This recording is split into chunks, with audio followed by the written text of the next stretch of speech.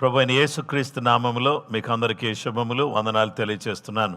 కీర్తనీయుడు అనే అంశాన్ని గురించి దేవుని వాక్యాన్ని మనము ధ్యానం చేద్దాం. Who is worthy to be praised. కీర్తనల గ్రంథం 18వ కీర్తన 3వ వచనం నుండి 6వ వచనం వరకు మనం చదువుకుందాం. కీర్తనీయుడైన యెహోవాకు నేను మొరపెట్టగా ఆయన నా శత్రువుల చేతిలో నుండి నన్ను రక్షించును. మరణ పాశములు నన్ను చుట్టుకొనగను, భక్తిహీనులు వరద పొర్లు వలె నా మీద బెదిరింపగను, పాతాళపు పాశములు నన్ను అరికట్టగను, మరణపు ఉరులు నన్ను ఆవరింపగను.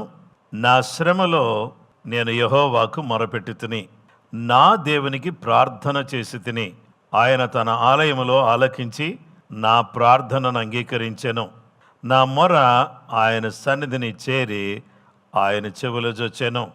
దేవుని వాక్యాన్ని మనం చూస్తే ఈరోజు మన దేవుడు ఎందుకు కీర్తనీయుడు, ఆయన కీర్తనీయుడు అని ఆయన పిలవడానికి గల కారణాలేంటి అనే విషయానికి మనం వస్తే, యెహోవా దాసుడైన దావీదు రచించిన ఈ కీర్తనలో అతని శత్రువులందరి చేతిలో నుండి, సౌలు చేతిలో నుండి యెహోవా అతనిని తప్పించిన దినమున దావీదు దేవునికి ఇలాగని స్తోత్రాలు చెల్లించాడు. గనుక మన దేవుడు కీర్తనీయుడు. ఈ కీర్తనీయుడైనటువంటి దేవుడు ఆయన చేసేటటువంటి అత్యంత కీలకమైన పని ఏంటి అని అంటే, మన దేవుడు ఆయన ఎందుకు కీర్తనీయుడయ్యాడు అనగా, ఆయన నన్ను లాగాడు. హీ పుల్డ్ మీ. ఆయన ఎక్కడి నుంచి నన్ను లాగాడు, ఏ పరిస్థితిలో నుంచి నన్ను లాగాడు, ఏ స్థితిలో నుంచి నన్ను బయటికి లాగాడు అని అంటే, కీర్తనల గ్రంథం 18వ కీర్తన 16వ వచనంలో, ఉన్నత స్థలము నుండి చెయ్యి చాపి ఆయన నన్ను పట్టుకొనెను. ఈ యొక్క జలరాశులన్నీ కూడా నన్ను ముంచివేస్తున్నటువంటి సమయంలో ఉన్నతమైనటువంటి స్థలములో నుంచి పైనుండి యెహోవా క్రిందికి అందుకొని నన్ను రక్షించాడు. పైనుండి యెహోవా క్రిందికి అందుకొని నన్ను రక్షించాడు. నా కష్టాల్లో నుండి ఆయన నన్ను బయటికి లాగాడు. ఎందుకు నా దేవుడు కీర్తనీయుడు అనంటే, నా దేవుడు నన్ను లాగాడు, ఆయన నన్ను చేరుకున్నాడు. హల్లెలూయా. ఆ తర్వాత ఆయన నన్ను పట్టుకున్నాడు. ఆయన అనేకమైనటువంటి జలరాశుల్లో నుంచి, నీళ్ళలో నుంచి కొట్టుకుపోకుండా, శ్రమలు కష్టాలు అనే వాటిల్లో కుమిలిపోకుండా, కొట్టుకుపోకుండా, నాశనం కాకుండా దేవుడు నన్ను బయటికి చేర్చాడు. నిదానంగా నన్ను బయటికి లాగేశాడు. దేవుని వాక్య భాగంలో మనం చూస్తే, ఈ జీవము గల దేవుడు మనల్ని బయటికి లాగటం వల్ల మనం బయటకు వచ్చే అవకాశం ఉంది. దేవుడు ప్రేమగల దేవుడు, జాలిగల దేవుడు. మనమందరం కూడా నాశనకరమైన గుంటలో నుండి, జిగటగల దొంగ ఊబిలో నుండి, మనము ఆ ఊబిలో చిక్కుకుపోయి ఆ గుంటలో పడిపోయి ఉంటుండగా, జీవము గల దేవుడు ఆయనే వచ్చి ఆ గుంటలో నుండి మనల్ని బయటికి లాగాడు. లేదా ఆ గుంటలో నుంచి దేవుడు మనల్ని పైకెత్తాడు. నా పాదములను బండ మీద నిలిపి నా అడుగులను స్థిరపరిచాడు. దేవుడు తాను ప్రేమించిన వారిని నాశనము నుండి, నిత్య నరకము నుండి, భయంకరమైన పరిస్థితుల్లో నుండి, పాపపు ఊబిలో నుండి, చీకటి శక్తులలో నుండి ఆయన మనలను బయటికి లాగగలిగినటువంటి దేవుడుగా ఆయన మనకు కనబడుతున్నాడు. అందును బట్టి దేవునికి స్తోత్రం. అందుకు ఆయన కీర్తనీయుడు. ఇక రెండవ విషయానికి మనం వద్దాం. ఆయన నన్ను తప్పించాడు. హీ రెస్క్యూడ్ మీ. ఏ పరిస్థితిలో నుంచి నన్ను తప్పించాడు అంటే, నా జీవితంలో నేను ఎదుర్కొంటున్న అనేక రకాలైనటువంటి పరిస్థితుల్లో నుంచి నా దేవుడు నన్ను తప్పించిన వాడిగా ఆయన కనబడుతున్నాడు. కీర్తనల గ్రంథం 18వ కీర్తన 17వ వచనం 18వ వచనం మనం చదువుకుందాం. నన్ను పట్టుకుని మహా జలరాశులలో నుండి తీసెను. బలవంతులు, పగవారు నన్ను ద్వేషించువారు నాకంటే బలిష్ఠులై యుండగా వారి వశము నుండి ఆయన నన్ను రక్షించెను. ఆపత్కాలమందు వారు నా మీదికి రాగా యెహోవా నన్ను ఆదుకొనెను. దేవుని వాక్యాన్ని మనం చూస్తే ఇక్కడ దేవుడు ఏం చేస్తున్నాడంటే ఆయన నన్ను తప్పించాడు. హి రెస్క్యూడ్ మీ. ఎలాగ తప్పించాడు? దేంట్లో నుంచి తప్పించాడు? శత్రువు నుండి తప్పించాడు, నాశనము నుండి తప్పించాడు, బలమైన శత్రువు చేతిలో నుండి దేవుడు నన్ను తప్పించాడు. నాకు వ్యతిరేకంగా వచ్చి నాతో పోరాడుతున్నటువంటి ఆ సమూహము నుండి నన్ను తప్పించాడు. నా దేవుడు నాకు తోడుగా ఉన్నాడు. ఆయన నన్ను తప్పించిన దేవుడుగా, నాకు సహాయం చేసిన దేవుడుగా ఆయన ఉన్నాడు. ఆయన నన్ను చూసి చాలా ఆనందపడుతున్నాడు. ఎలా ఆనందిస్తున్నాడు?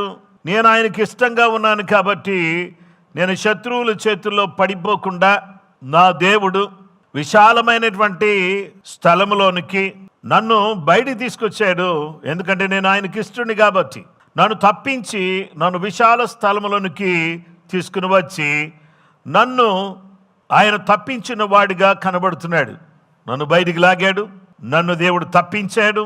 ఆ తర్వాత ఆయన ఏం చేస్తున్నాడంటే తప్పింపబడిన నాకు ఆయన నాకు ప్రతిఫలం ఇచ్చును.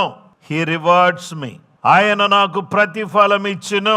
ఎవరు మనకు ప్రతిఫలం ఇస్తారంటే మనము చేసిన దానికి మనకు ప్రతిఫలము ఇచ్చేటటువంటి వాడు మన దేవుడు. 18వ కీర్తన 20వ వచనములో నా నీతిని బట్టి యెహోవా నాకు ప్రతిఫలం ఇచ్చెను, నా నిర్దోషత్వమును బట్టి నాకు ప్రతిఫలం ఇచ్చెను. నీతిని బట్టి, నిర్దోషత్వాన్ని బట్టి ప్రతిఫలం ఇచ్చే దేవుడు. దేవుని వాక్య భాగంలో మనం చూస్తే ఎవరైతే నీతిగా ఉంటారో, అలాగే ఎవరైతే నిందారహితులుగా ఉంటారో, ఏ విధమైనటువంటి లోపము లేని వారిగా ఉంటారో దేవుడు వారికి ప్రతిఫలం ఇచ్చేవాడిగా ఉన్నాడు. 18వ కీర్తన 21వ వచనం నుంచి 24వ వచనం వరకు చూస్తే నా చేతులలో ఉన్నటువంటి ఆ నిర్దోషత్వాన్ని బట్టి దేవుడు నాకు ప్రతిఫలం ఇచ్చేటటువంటి గొప్ప దేవుడుగా ఆయన కనబడుతున్నాడు. కాబట్టి నా దేవుడు కీర్తనీయుడు. ఎందుకంటే నన్ను బయటికి లాగేవాడు కష్టాల్లో నుంచి, నా పరిస్థితుల్లో నుంచి, శత్రువు చేతిలో నుంచి, అపాయకరమైన పరిస్థితుల్లో నుంచి, నాశనములో నుండి నన్ను తప్పించేవాడు. ఎందుకు ఆయన కీర్తనీయుడు అనంటే నన్ను తప్పించాడు కాబట్టి, నన్ను బయటికి లాగాడు కాబట్టి కీర్తనీయుడు, నన్ను తప్పించాడు కాబట్టి కీర్తనీయుడు, నాకు ప్రతిఫలం ఇచ్చుచున్నాడు కాబట్టి కీర్తనీయుడు. ఆ దేవుడు ఏమై ఉన్నాడంటే హీ ఈజ్ వర్ది. ఆయన యోగ్యుడు. పరిశుద్ధ గ్రంథములో దేవుని బిడ్డలారా 18వ కీర్తన 3వ వచనాన్ని మనం చూద్దాం. కీర్తనీయుడని యెహోవాకు నేను మొరపెట్టగా ఆయన నా శత్రువుల చేతిలో నుండి నన్ను రక్షించెను.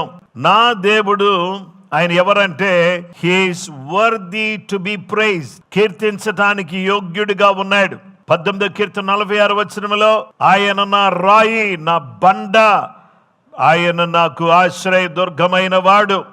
ఇదిగో ఆయన జీవము గలవాడు, నాకు బండగా, నాకు కొండగా, నాకు ఆశ్రయ దుర్గముగా, నాకు అండగా ఉండేవాడు. ఆయన స్తోత్రార్హుడు. హల్లెలూయా.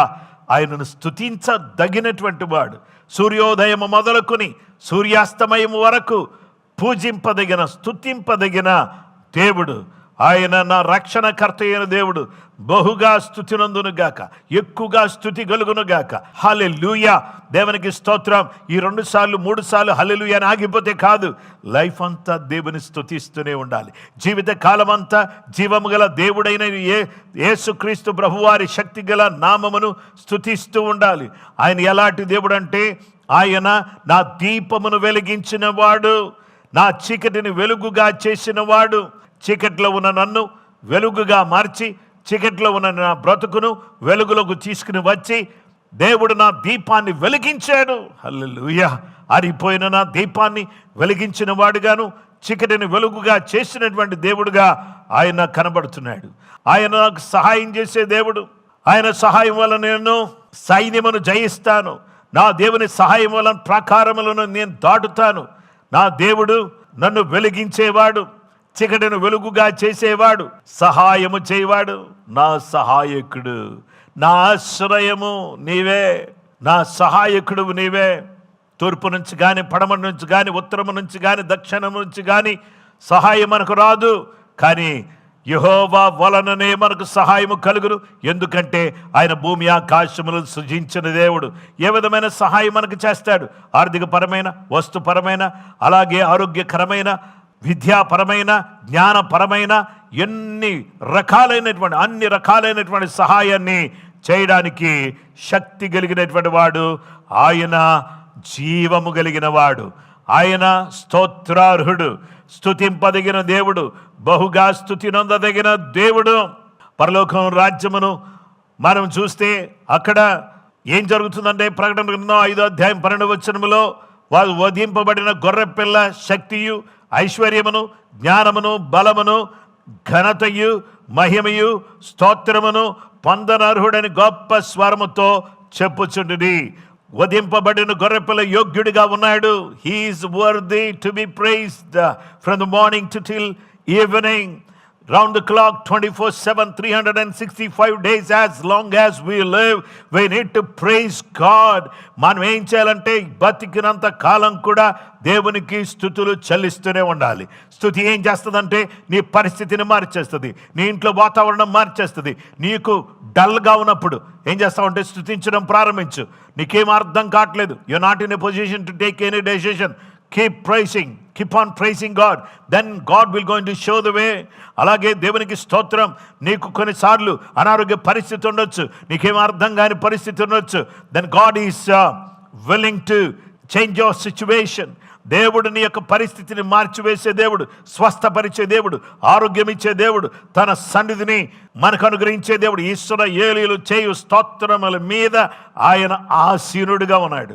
ఆ ఆసీనుడైనటువంటి దేవుడు ఆయన ఏం చేసే దేవుడుగా ఉన్నాడంటే మన పక్షంగా యుద్ధాలు చేయగలిగినటువంటి దేవుడు, గొప్ప దేవుడు. If you can really invite God, how can you invite Jesus? యేసయ్యను ఏ విధంగా ఆహ్వానించగలవు? స్తుతించడం ద్వారా. ఎంత ఎక్కువగా స్తుతిస్తామో, ఎంత ఎక్కువగా దేవుని ఆరాధిస్తామో, he will come down and he will be enthroned on our praises. మన యొక్క స్తుతుల మీద ఆయన ఆసీనుడిగా ఉంటాడు. నా ప్రియమైనటువంటి సహోదరి సహోదరులారా, మీ పరిస్థితులు ఏ విధంగా ఉన్నా వాటిని మార్చడానికి శక్తిమంతుడు. దేవుని బిడ్డలమైనటువంటి మనమందరం కూడా దేవుని స్తుతించడం ప్రారంభిస్తాం, ఘనపరుస్తాం. పరిస్థితులు బాగులేవా? అయినా పర్వాలేదు. అనారోగ్యంగా ఉన్నారా? అయినా పర్వాలేదు. ఫీవర్తో బాధపడుతున్నారా? అయినా పర్వాలేదు. స్తుతించడం ప్రారంభించండి, మీరు స్వస్థతను పొందుకుంటారు. స్తుతించడం ప్రారంభించండి, ఆర్థికంగా మీరు బలం పొందుకుంటారు. స్తుతించడం ప్రారంభించండి, మీ పరిస్థితులను అద్భుతంగా మారిపోతాయి. కీర్తనీయుడు ఎవరు? Who is worthy to be praised? దేవుని బిడ్డలారా, కీర్తనీయుడు ఆయన. He is worthy because he pull me out of problems. కష్టాల నుంచి నన్ను బయటికి లాగాడు. He rescued me from my enemy. నా శత్రువైన సాతాను చేతిలోంచి నన్ను బయటికి లాక్కొచ్చాడు.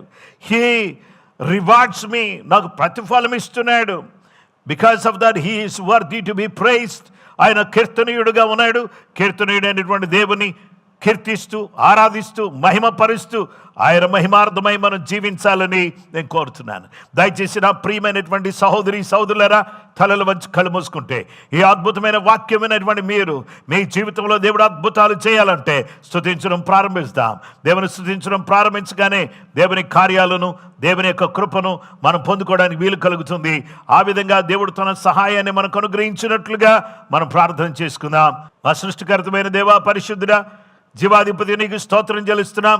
ఎంత మంచి వాక్యం ద్వారా మీరు మాతో మాట్లాడారు ప్రభువా. మమ్మల్ని బయటికి లాగినందుకు స్తోత్రం చెల్లిస్తున్నాం.